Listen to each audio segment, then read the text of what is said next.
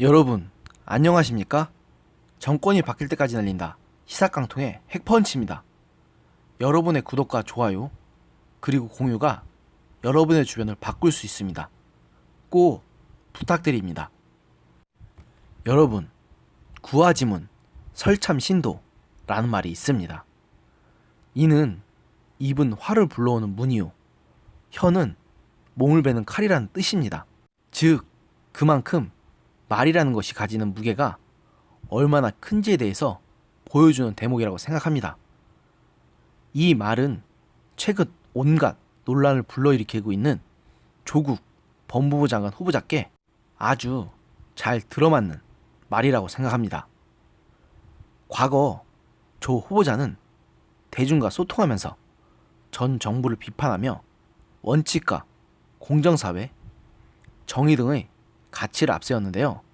이렇게 소신 발언을 쏟아내며 도덕적 기대를 한껏 높여놓은 조 후보자가 정작 그전 정권 인사들보다 더한 사람이었다는 사실이 드러나니까 조 후보자에 대한 대중의 실망과 비난도 커지고 있는 상황입니다.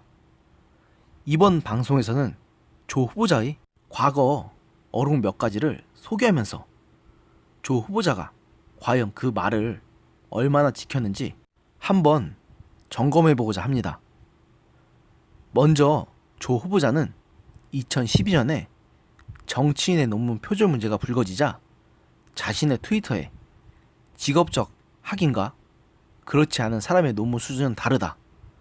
그러나 후자의 경우도 논문의 기본은 갖춰야 한다. 학계가 반성해야 한다. 지금 이 순간도 잠을 줄이며 한자 한자 논문을 쓰고 있는 대학원생들이 있다며 자신의 결론을 밝힌 바 있습니다.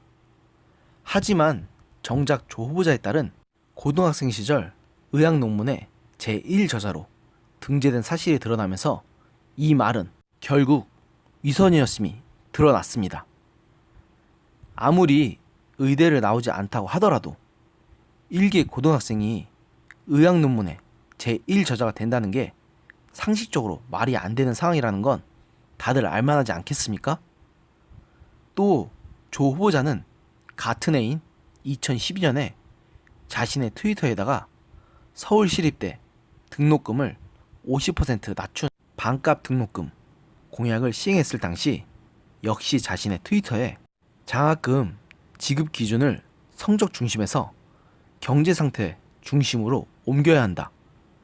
등록금 분할 상환 신청자는 장학금에서 제외되는 제도를 바꿔야 한다고 하면서 형편이 어려운 학생에게 장학금을 줘야 한다는 소신을 밝힌 바 있습니다. 그러나 50억이 넘는 재산을 가진 조 후보자의 딸이 장학금을 받았다는 의혹이 제기되는 순간 이 발언 역시 결국 위선에 지나지 않았다는 비판을 명기 힘들 것 같습니다. 또 최순실 게이트가 온 나라를 휩쓸던 시기에는 정유라 능력 없으면 너의 부모님을 원망해. 있는 우리 부모 가지고 감나라 배나라 하지 말고 돈도 실력이야.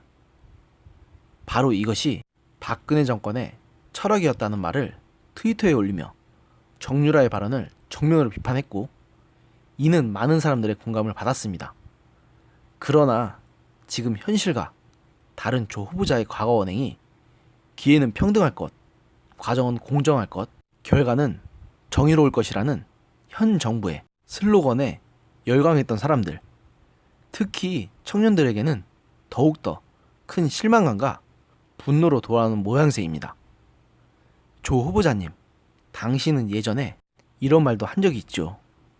우리들 개천에서 용났다. 유해 일화를 좋아한다. 그러나 부익부, 빈익빈이 심화되고 10대 94회가 되면서 개천에서 용이 날 수 있는 확률은 극히 줄었다. 모두가 용이 될 수 없으며 또한 그럴 필요도 없다. 더 중요한 것은 용이 되어 구름 위를 날아오지 않아도 개천에서 붕어, 개구리, 가재로 살아도 행복한 세상을 만드는 것이다. 하늘의 구름을 쳐다보며 출혈 경쟁하지 말고 예쁘고 따뜻한 개천을 만드는 데 힘을 쏟자. 기억 안 나신다고요? 2012년 3월 2일에 당신이 트위터에 올린 글입니다. 지금 이 글을 보니 당신 가족들은 하늘의 용이 되어 훨훨 날고 있으니 당신들 편에게 표를 줄 일반 서민들은 그저 개천의 붕어나 개구리, 가재로 만족하라는 말밖에 안 보입니다. 이게 정유라 씨의 돈도 실력이야. 능력 없는 너의 부모를 원망해라는 그 말과 차이가 안 느껴집니다. 더구나 당신도 똑같은 사람이면서 정유라 씨를 비판했다는 것을 생각하면 당신의 그 말이 결국 당신을 파멸시키는 재앙의 문이 될 것이라는 느낌을 확실히 받게 됩니다. 부디 주워 담을 수 없는 당신의 그 말 한번 곰곰이 곱씹어보면서 지난날을 반성하시기 바랍니다. 오늘의 영상은 여기까지였습니다. 들어주셔서 감사합니다.